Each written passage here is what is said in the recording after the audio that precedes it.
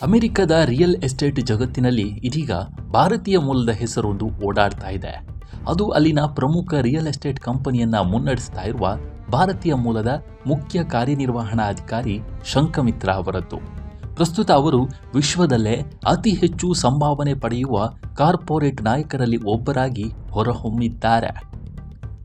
The wall street ಜರ್ನಲ್ನ ಇತ್ತೀಚಿನ ವರದಿಯ ಪ್ರಕಾರ ವೆಲ್ ಟವರ್ ಕಂಪನಿಯ ಸಿಇಒ ಆಗಿರುವ ಶಂಖಮಿತ್ರ ಅವರು ವಿಶ್ವದ 2ನೇ ಅತಿ ಹೆಚ್ಚು ಸಂಭಾವನೆ ಪಡೆಯುವ ಸಿಇಒ ಎಂದು ತಿಳಿದು ಬಂದಿದೆ.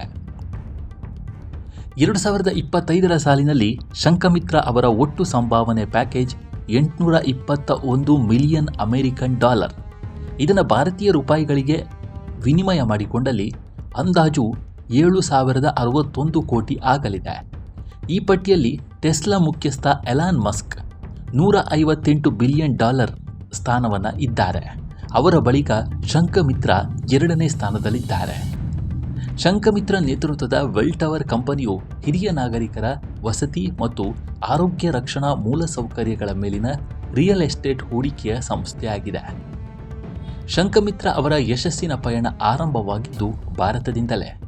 ಕೋಲ್ಕತ್ತಾದ ಜಾದವ್ಪುರ್ ವಿಶ್ವವಿದ್ಯಾಲಯದಿಂದ ಇನ್ಸ್ಟ್ರುಮೆಂಟೇಷನ್ ಮತ್ತು ಎಲೆಕ್ಟ್ರಾನಿಕ್ಸ್ ಎಂಜಿನಿಯರಿಂಗ್ನಲ್ಲಿ ಬಿಇ ಪದವಿ ಪಡೆದ ಅವರು ನಂತರ ಉನ್ನತ ಶಿಕ್ಷಣಕ್ಕಾಗಿ ಅಮೆರಿಕಾಗೆ ತೆರಳಿ ಪ್ರತಿಷ್ಠಿತ ಕೊಲಂಬಿಯಾ ಬಿಸಿನೆಸ್ ಸ್ಕೂಲ್ನಿಂದ ಅಪ್ಡೇಟ್ ವ್ಯಾಲ್ಯೂ ಇನ್ವೆಸ್ಟಿಂಗ್ನಲ್ಲಿ MBA ಪದವಿ ಪಡೆದಿದ್ದಾರೆ. ಅವರು ತಮ್ಮ ವೃತ್ತಿ ಜೀವನವನ್ನು ವಿಶ್ವದ ಪ್ರಮುಖ ಹಣಕಾಸು ಸಲಹಾ ಸಂಸ್ಥೆಗಳಲ್ಲೊಂದಾದ PwCಯಲ್ಲಿ ಆರಂಭಿಸಿ ಅಲ್ಲಿ 5 ವರ್ಷಗಳ ಕಾಲ ಸೇವೆಯನ್ನು ಸಲ್ಲಿಸಿದ್ದಾರೆ. 2009ರಲ್ಲಿ ಶಂಖಮಿತ್ರ ಅವರು ಫಿಡೆಲಿಟಿ ಇನ್ವೆಸ್ಟ್ಮೆಂಟ್ ಸಂಸ್ಥೆಯನ್ನು ವಿಶ್ಲೇಷಕರಾಗಿ ಸೇರಿಕೊಳ್ತಾರೆ. ನಂತರ ಅವರ ವೃತ್ತಿ ಜೀವನವು ಜಾಗತಿಕ ಹೂಡಿಕೆ ಸಂಸ್ಥೆಗಳಾದ ಸಿಟಾಡೆಲ್ ಮತ್ತು ಮಿಲೇನಿಯಂ ಮ್ಯಾನೇಜ್ಮೆಂಟ್ನತ್ತ ಸಾಗುತ್ತೆ.